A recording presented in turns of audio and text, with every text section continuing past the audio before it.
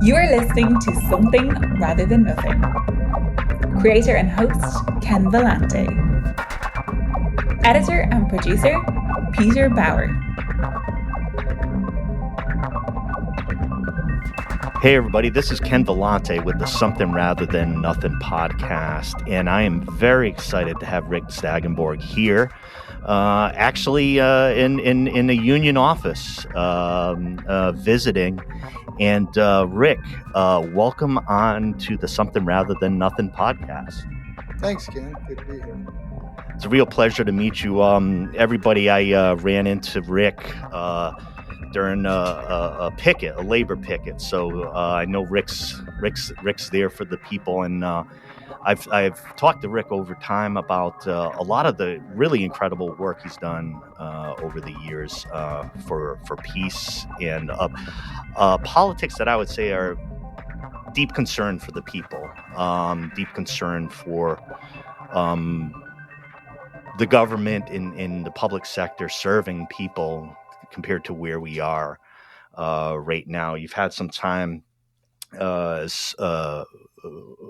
heading up Soldiers for Peace International, and a lot of work. Can you tell the listeners a bit about your experiences and what's led you to be an advocate for running for office, for being active on issues of public health and public banking? So you could just give a little bit of background of, what sparked, your deep energy towards that? Absolutely. Yeah. First of all, I need to correct the misconception that I've accomplished a lot of things. I actually didn't get involved in activism in earnest until about 2010. And before that, I was a practicing psychiatrist. I worked for the VA and in community mental health. I was in the military. I was trained initially in the Army at Tripler Medical Center in Hawaii, or as I like to say, I was defending the Western Perimeter in my time in the service. So anyway, I guess it really goes all the way back to childhood. I was brought up in the Catholic Church, and I found what the priest had to say about how we're supposed to treat each other compelling. So even though I stopped going to church when I was 10 years old because I couldn't stand the dogma, when I finally found out that there was dogma too, that stuck with me. It's just kind of the way my dad lives his life or lived his life, and it's the kind of way that I try to live my life.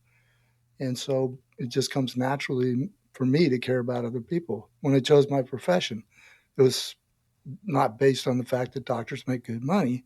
It was based on the fact that I wanted to serve people, particularly underserved populations, because I have a real appreciation for what people go through.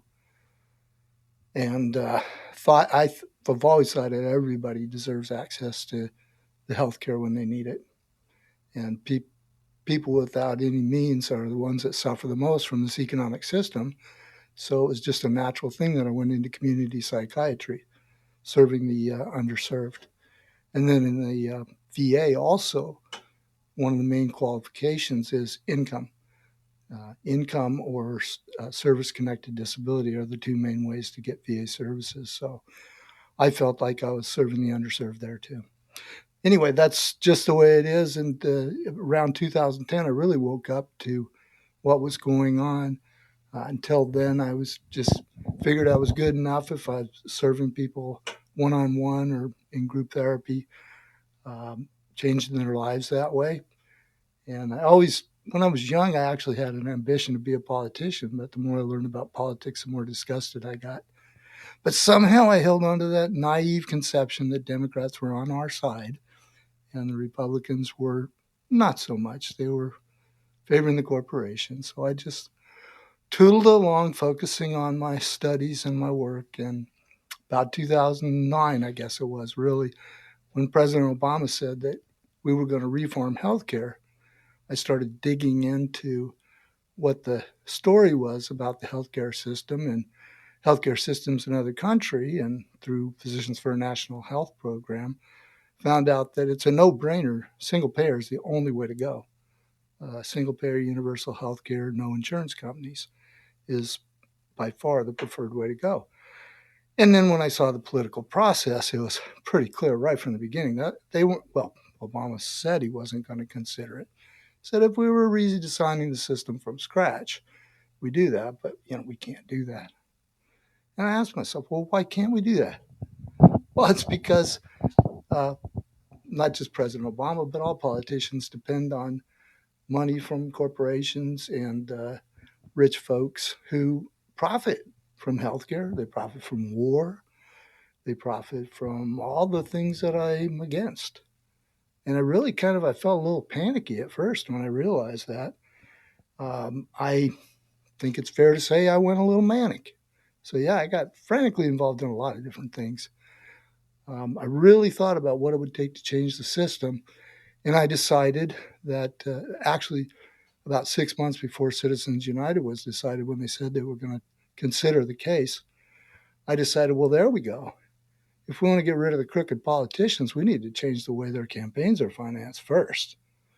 And furthermore, I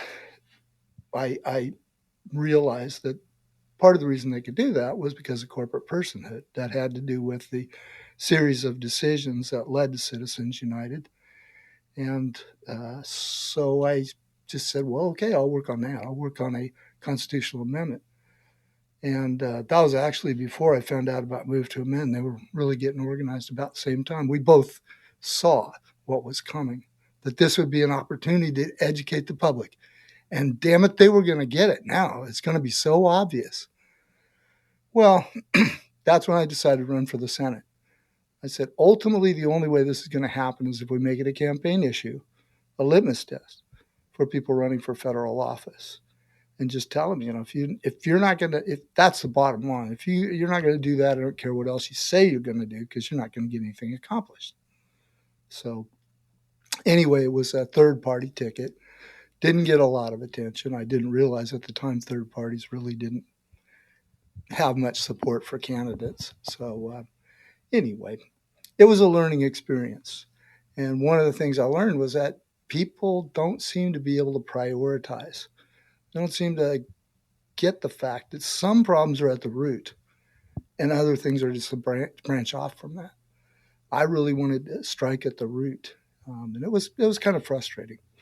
I worked at it for several years trying to popularize this idea. Meanwhile, all the momentum that Move to Amend had built up, sort of, not all of it, but a lot of it dissipated. Some of the groups I was working with, they just didn't meet anymore. I was like, well, we already got signatures. We tried to get resolutions passed, but they didn't get that it's a multi-year process, and it should have had a clear goal from the beginning. And that goal was to make it a campaign litmus test, and Move to Amend eventually did start doing that around 2014, I think it was. Anyway, it's not too late. I encourage people to get involved with that. That's one of the keys. There are a lot of other things that need to be done to reform government and make our so-called representatives represent us instead of big money. But anyway, that's how I got involved in activism. Like I said, I think everything stems from that. I mean, I cared about war, but I always thought it was so crazy that I didn't really study it. That song, how does it go? Study war no more. We're going to study war no more. Yeah. Well, I never studied it. I thought it's crazy. We stopped the Vietnam War. Surely Americans have learned their lesson. That's how naive I was. I joined the military myself thinking, oh, they're going to send me anyplace crazy. I was wrong, but fortunately I got out of the military before we got into the Persian Gulf War. So I was spared that, but as a VA psychiatrist, man, I don't know why this gets me. No. I used to be able to talk to the veterans about their stories without choking up. Yeah. You can't do that in therapy, but I guess I've gotten soft. Let's just say I heard a lot of horrible stories. Yeah. Well, I wanted to say on just a couple points as far as the background you mentioned early on, the Catholic Church. I grew up in Rhode Island, and not a very religious family at all, but Catholicism within Rhode Island is very predominant. There's a lot of immigrant groups they're historically Catholic. The Portuguese are there, Canadian French, Italians, all tend to be Catholic immigrants. So it's a very big part of it. And for me, I ended up encountering maybe a more sophisticated way of looking at the church when I studied at Marquette University, which is a Jesuit institution in Milwaukee, Wisconsin. And I had this kind of, and I still do it, I was reading papal encyclicals, which are written every few years by the Pope, and they're about issues, right? And just, I'm a philosopher, so I'm like, what is the church saying? What are the words on the issues that are so pressing on this point? The environment, labor, things like that. So it's like a philosophical interest. And Pope John Paul II was actually a trained philosopher. He studied French phenomenology, was very well trained in modern philosophy. But I'm pointing to afterwards Pope Benedict, conservative, viewed to be a conservative papal administrator, and read his encyclicals afterwards. And I've told people this. People don't go looking for encyclicals, but what has to be said about labor, the dignity of labor, what has to be said about care of the planet and the environment is expounded there as official church doctrine, which I take legitimately. Now, I'm not a practicing Catholic, but I'm very interested in intellectual engagement. And some of the, I'm assuming a bit, some of the principles that you said you got out of the Catholic Church, of maybe example of Jesus, of compassion, of caring for others, of kind of like a moral change of how to interact with folks. And those are the parts I was sensitive to as well. As a matter of fact, my labor work sometimes, like in my head, I feel, like I studied Catholic labor, and, just like that kind of idea of the people, of the meek, of the powerless. So I really picked up on what you were saying there. Another part too, with regards to my deep appreciation for your work with veterans at the VA. I'm not particularly familiar. You telling about some of it, but I was also taught very young from my dad, who almost was called to Vietnam with 2 young kids. And my dad, he didn't have to go. The war had ended. He wasn't called. But my dad, at a very young age, told me a way to interact with veterans with thanks, out of the politics and everything, but out of the thanks that citizens can be called. You can be called, and you may have to serve, and that might have been part of his duty. So no matter what the experience was of those folks, I learned a sensitivity and a connection to that sacrifice. And so it's for that reasons, personally, I really appreciate the work that you've done and what you had to say. About the big issues, I enjoy how you're talking about the big issues, and you say it's a naivete, and I know there's a little bit of that. You have to have a certain type of naivete to think about the reformatting of government or public health and public. You have to still pretend or still act naive to even start. So I think that's a good instinct. I wanted to chat with you about some recent work we've talked about and what you're doing regarding public banking. And I wanted you to describe the general need, or what you see as the need for public banking, and what it is that you're working on, what it can provide for a regular U.S. citizen. Yeah, well, public banking does serve a definite need, but really the main reason I got involved was because I realized that the big banks, Wall Street in general, Wall Street investors, as well as bankers, and the ones that are both, they're the ones that are driving just about everything that's wrong. I mean, they are the ones that exploit fossil fuel resources and promote their use and promote wars in order to control them. They are the ones who are privatizing Medicare and the VA to suck more profit out of it at the cost of efficiency, at the cost of ungodly amounts of taxpayer money. And they're getting away with it because they also control the media. And the media, of course, controls the discourse on these things for most people. People who follow the mainstream media are just, they have this vision that things are either this way or that way.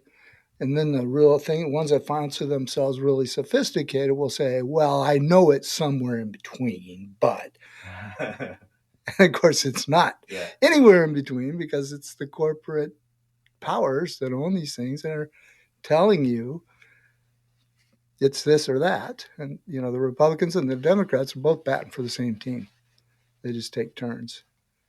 And, that was the insight I had in 2010. That's why I ran for a third-party ticket. And I knew that these deliberations, for instance, on healthcare were not going to go anywhere. So, I got past my naivete really quick. But public banking is a totally different thing. Public banking is very realistic. We have a public bank in North Dakota. And the thing about public banks, I guess I should start by defining them. The state charters a bank that could be financed in a number of different ways. And its mission is to serve the community, serve the citizens. So that means it's totally different. It's not sucking out profits to give to Wall Street investors. That was what drew me to it. It's a way to fight the big banks. It's a way to fight against war. It's a way to fight for real healthcare reform. So it's everything that I want. It's more realistic than trying to pass a constitutional amendment. Not that is not a valid goal. If we ever wake people up enough, they'll get behind that, and we can do it. So that's not naive. I was just a little naive about how hard it would be. Yeah, and I've lived in the Midwest for a bit.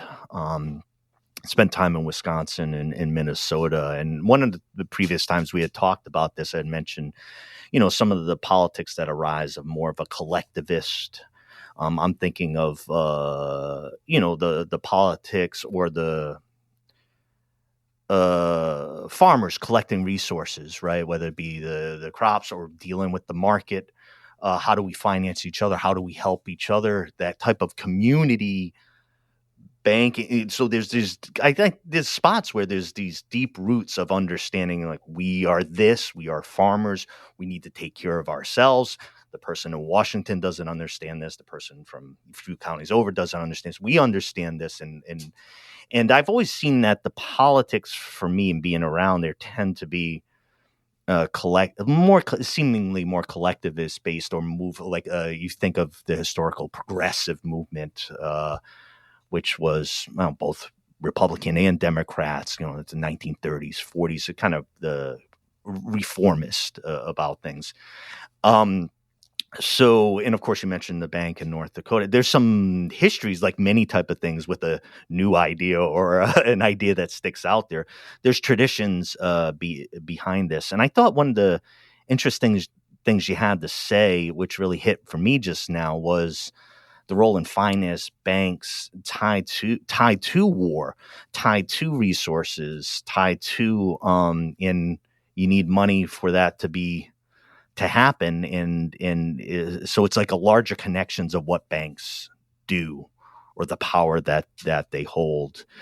So you're working on this issue, and you talk to folks about it. What are you finding out about what people think about the idea, and it kind of their openness or willingness to think about it and see how it might benefit them? Any anecdotes or things you've gleaned from doing that? I guess the one thing that I've learned from doing this kind of work is that there aren't any good arguments against it. Apparently, at least nobody that I've met has thought of any arguments against it. I mean, you have to work out the nuts and bolts, but it's definitely doable because it's been done and it's working very well.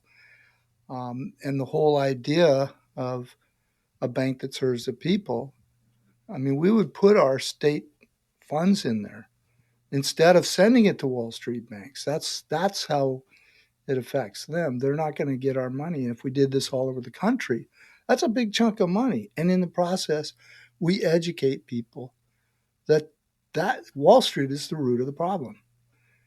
That was the case during the Occupy movement, and a lot of people said there was a problem, but it wasn't just a problem. It was really the root.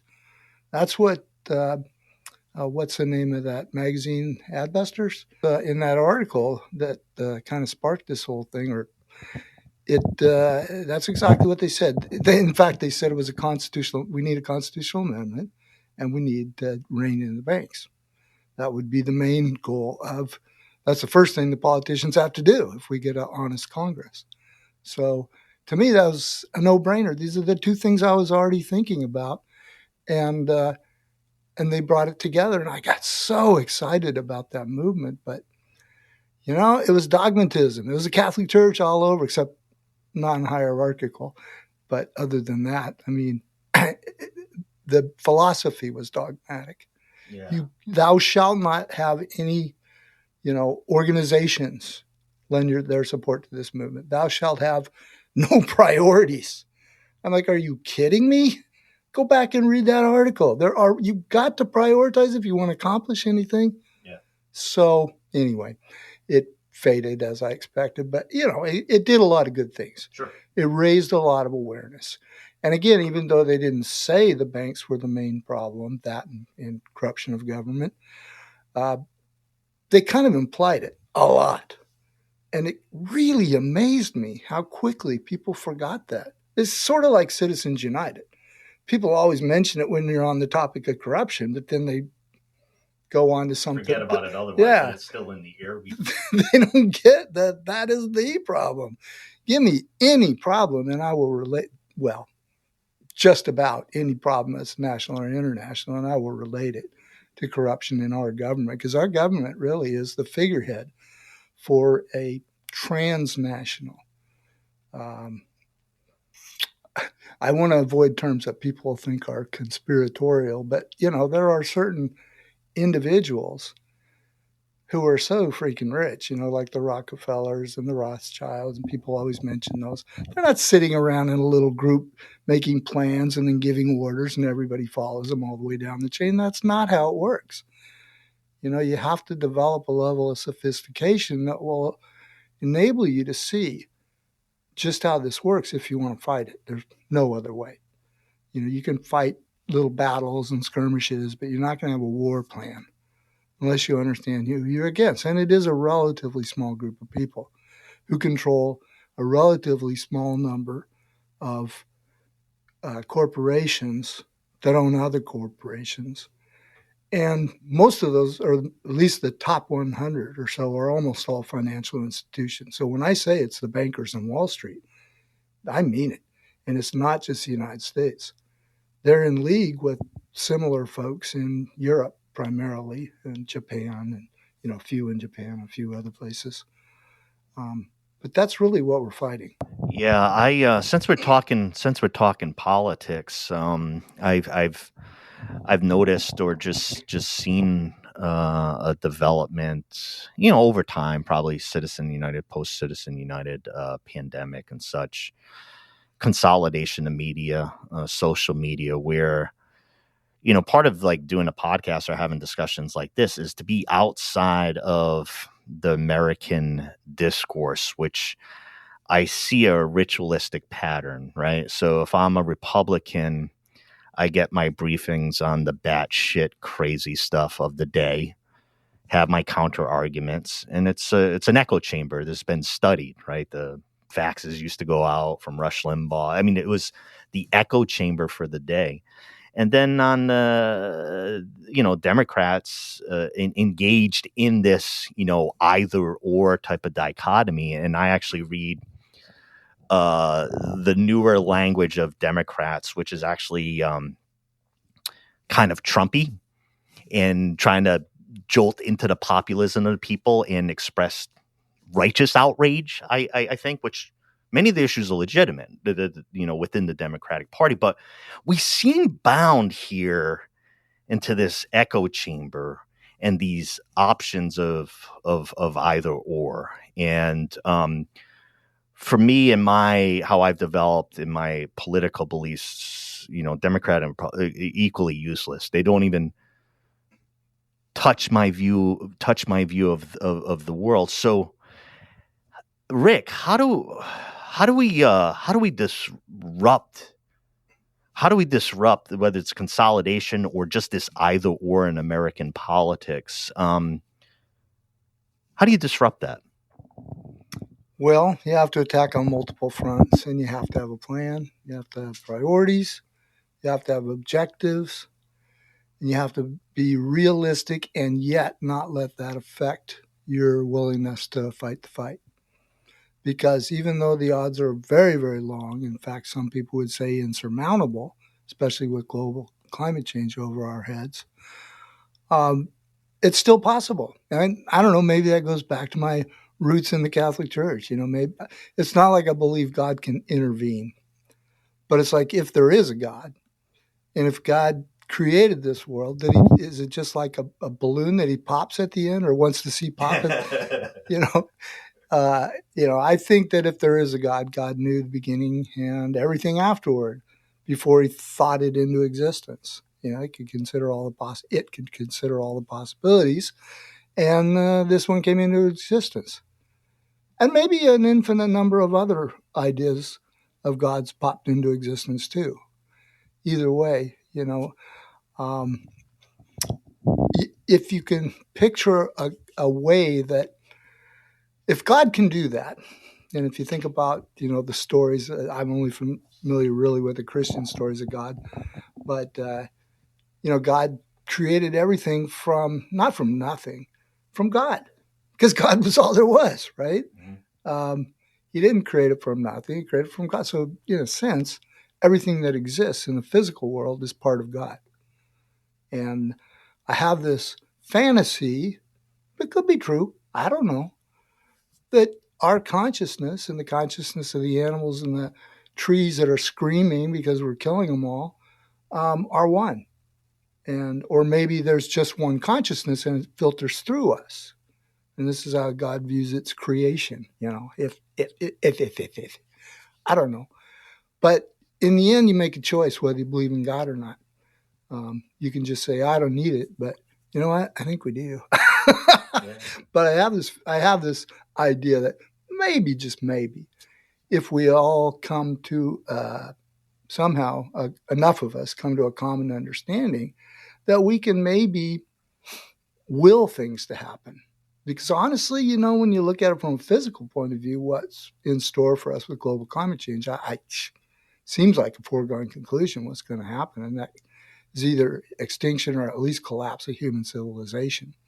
So I would prefer to believe there's a possible way out, and that would be a really mass change in consciousness.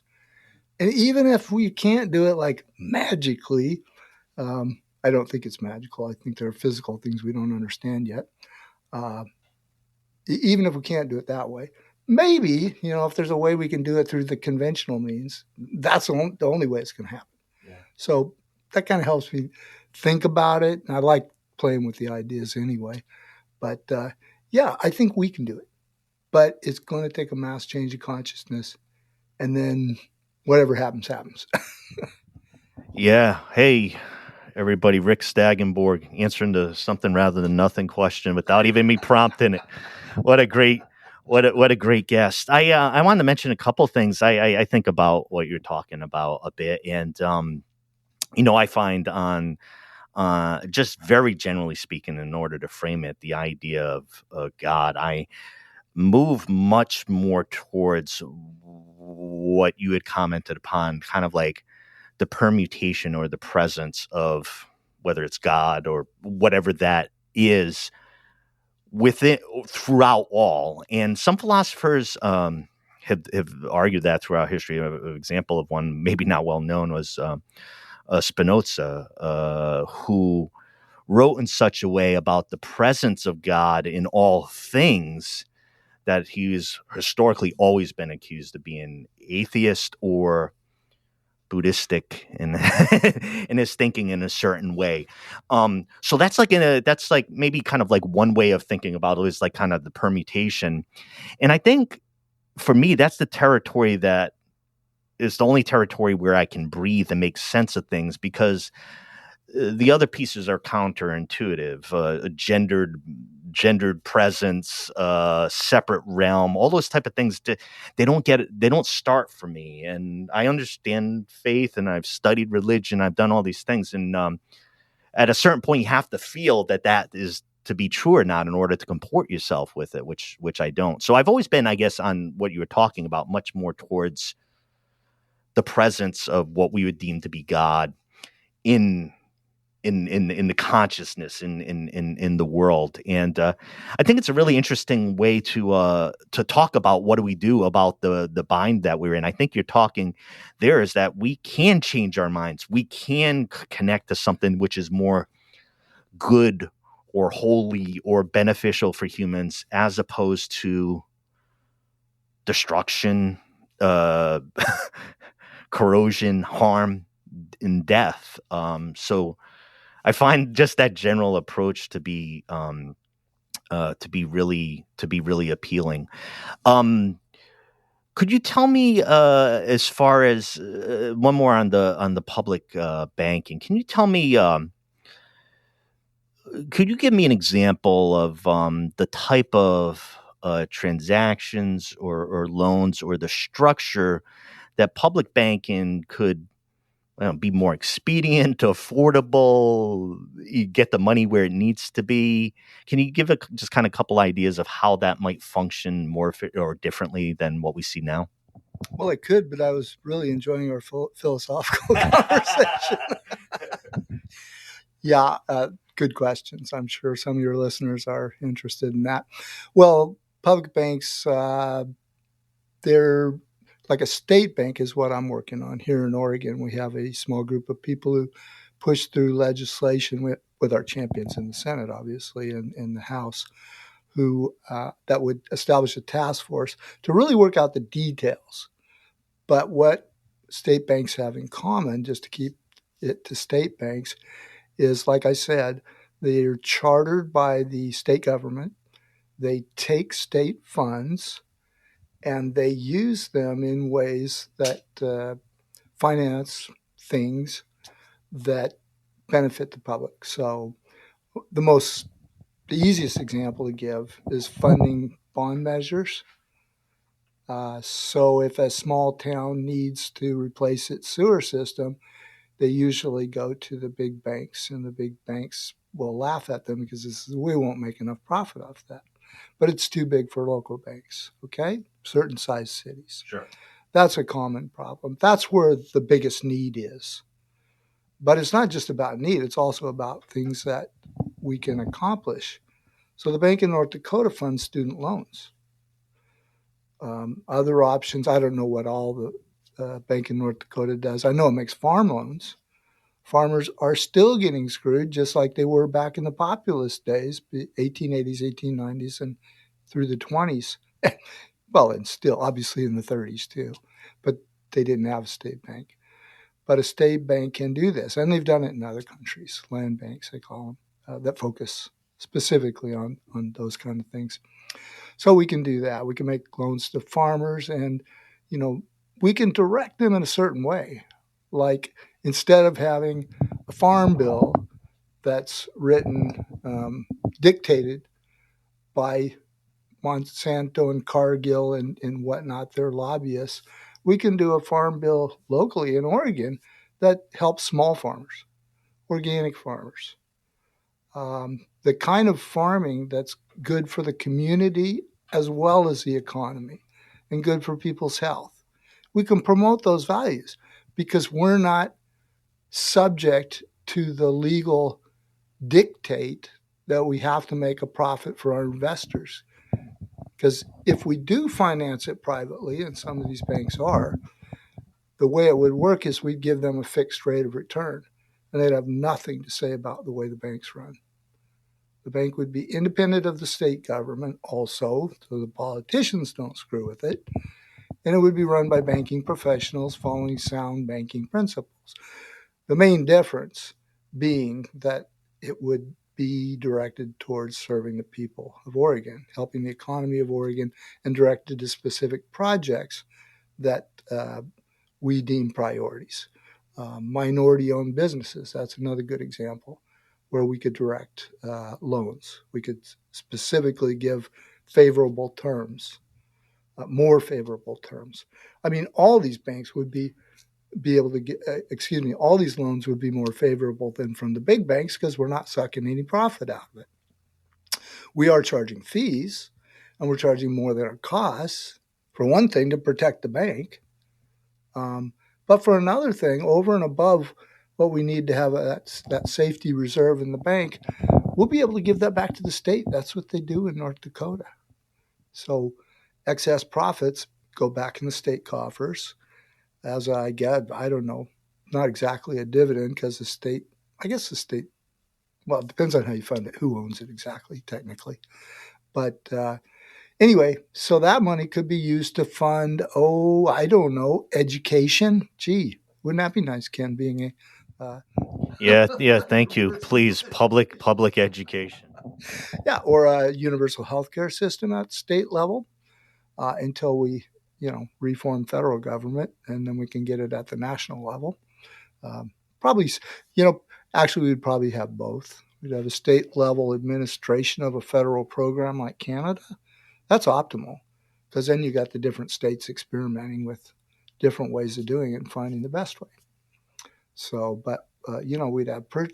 I'm getting off onto the subject of universal health care, but we could move that forward and make it seem more feasible. Well, it's already feasible because it'll save so much money, but it's with this argument, say, look, here's some more money for it. Here's more money for education. Maybe we can even lower taxes. Theoretically, we could. I mean, ideally, though, we really have to rein in the federal government. I'm sorry. Because as long as the corporations are in control, everything the state pays for a universal health care system, everything the state pays for anything else is going to be more expensive. So we can't keep taxing people forever to meet that cost of paying off the rentier. Yeah. Well, everybody, we're talking Rick Staggenborg, and great to talk philosophy, public policy, and you indicated a little bit of inkling of talking about art. I'm gonna kind of preface. I'm gonna create a little bit of a backdrop for this, just kind of to frame it. One of the things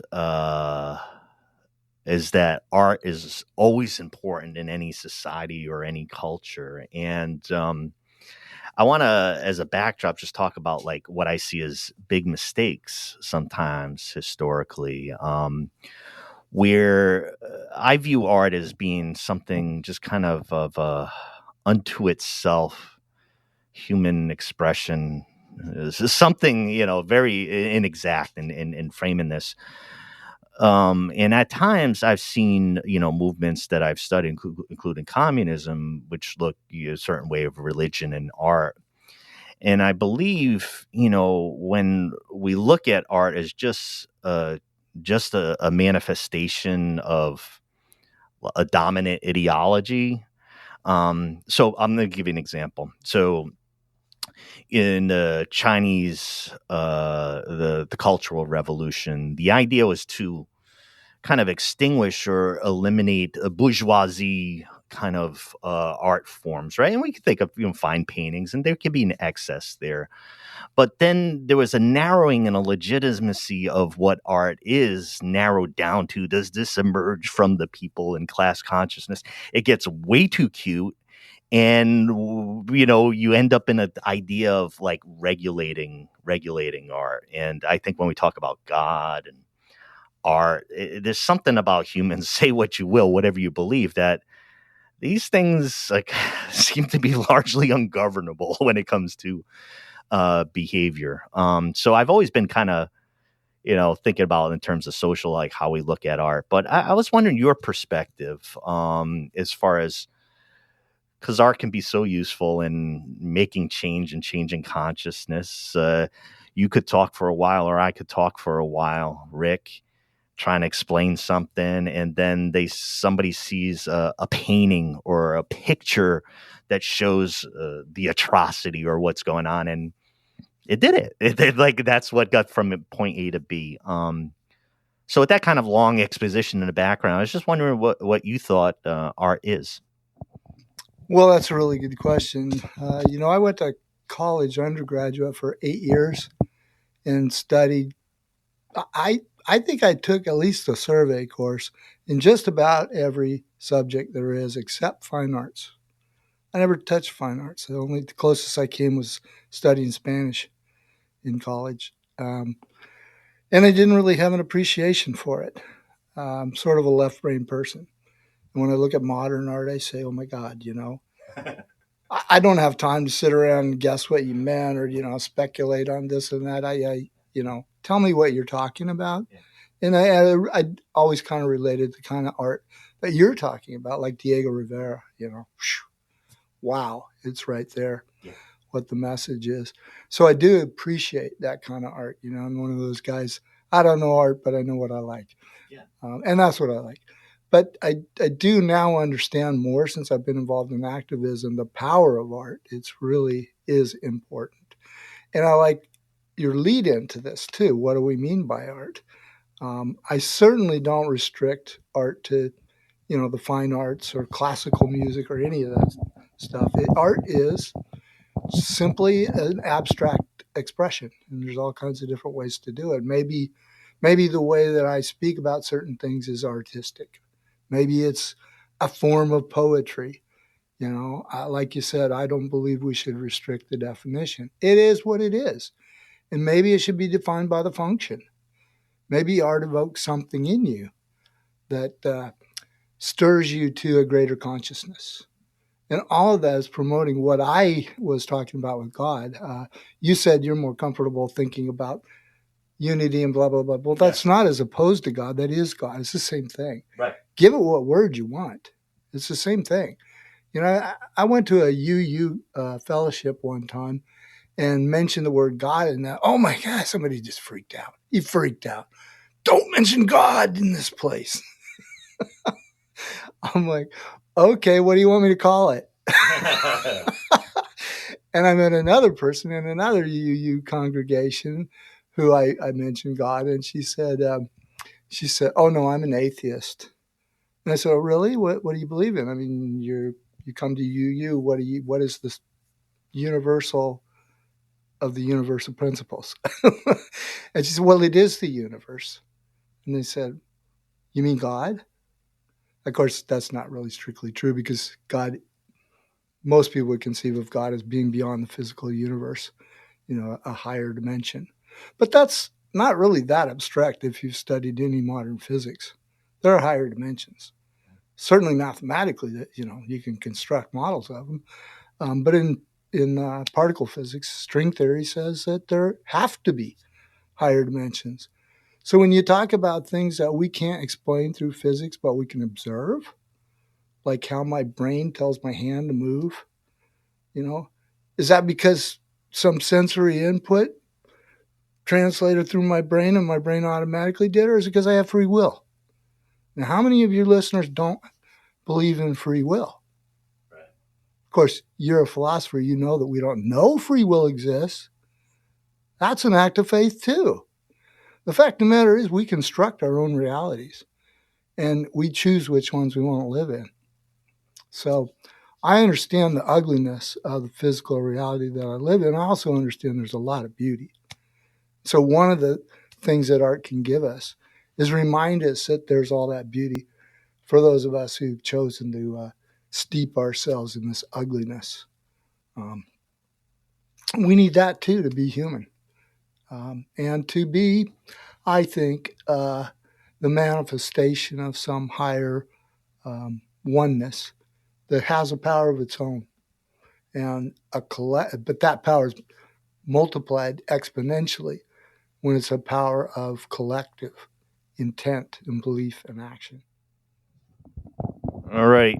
I'm taking the Rick Staggenborg course, Philosophy and Social Policy. Everybody, it's been great to chat with you, Rick. And everybody, gonna have Rick just mention a couple places for you to find out about the issues that are important to him that he works on. Again, Soldiers for Peace International and public banking. And so folks, here I got it as Oregon Public Banking.com as the website to learn about within the state of Oregon initiatives towards the idea of public banking. But Rick, could you leave the listeners with maybe a place to find you if they want to follow up with, this is all politics and thinking and philosophy or anything like that. But if you want folks to plug into what you're up to, how did they do that? Well, it's not so much what I'm plugged into what I'm doing exactly, but you can find out more about public banking and what we are doing through the Oregon Public Banking Alliance by going to OregonPublicBanking.com. And I'm also deeply involved in Healthcare for All Oregon. And you can learn about that at hcao.org. That's for Healthcare for All Oregon.org. And I guess one place you can go to learn more about what I'm doing for peace, one of the groups I'm with is Veterans for Peace. And they have a national website, veteransforpeace.org. They're doing important work. So that's one of the ways that I'm working in the anti-war movement. Yeah, thank you so much, Rick. I want to personally thank you for the things that you do. As I love chatting with you, and heck, kicking around the philosophy, talking about important issues. I can tell you, hearing you talk about the connection between the banking, finance, war, what's going on with the Citizen United, as far as our politics and party politics. I just really appreciate your analysis of kind of pulling those things together, because I think what we're talking about are all big and heavy and can kind of collapse on you, right? Public banking. What about our election system? Why is there something rather than nothing? What is our, there's these big things, and I think you really help with kind of pulling together and inspiring towards action. I just really loved chatting with you, and really wanted to thank you from the bottom of my heart for coming on to the podcast.